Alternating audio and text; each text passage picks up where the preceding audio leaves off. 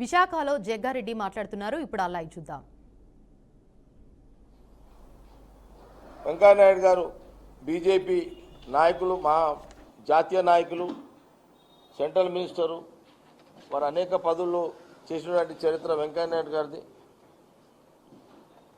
కొన్ని సందర్భాల్లో నేను సభలలో వెంకయ్యనాయుడు గారు కూడా మాట్లాడుతుంటే, మేము ఆ రోజుల విశాఖ ఉక్కు ఆంధ్ర హక్కు అని పోరాటం చేసినటువంటి సందర్భాలు కూడా వెంకయ్యనాయుడు గారు బీజేపీ నాయకులు, ఇప్పుడు మాజీ ఉపరాష్ట్రపతి వారు కూడా కోట్ చేసిన సందర్భాన్ని కూడా కోట్ చేస్తున్నారు. ముఖ్యంగా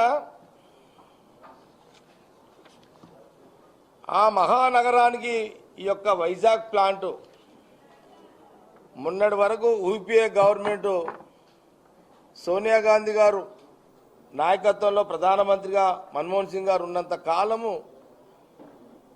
వైజాగ్ స్టీల్ ప్లాంట్ కాపాడుకుంటూ వచ్చిన చరిత్ర.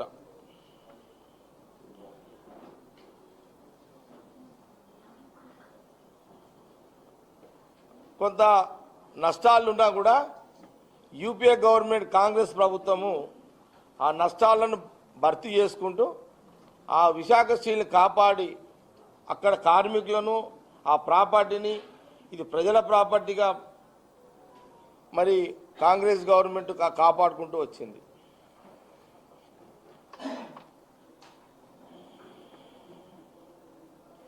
ఆనాడు 14,000 కోట్ల ఆస్తి విలువ ఈరోజు 2.5 లక్షల కోట్ల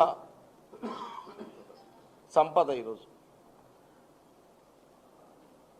ఆ రోజు ఇందిరాగాంధీ గారు ఆంధ్రప్రదేశ్కి విశాఖ స్టీల్ ఆస్తి 14,000 కోట్లు అయితే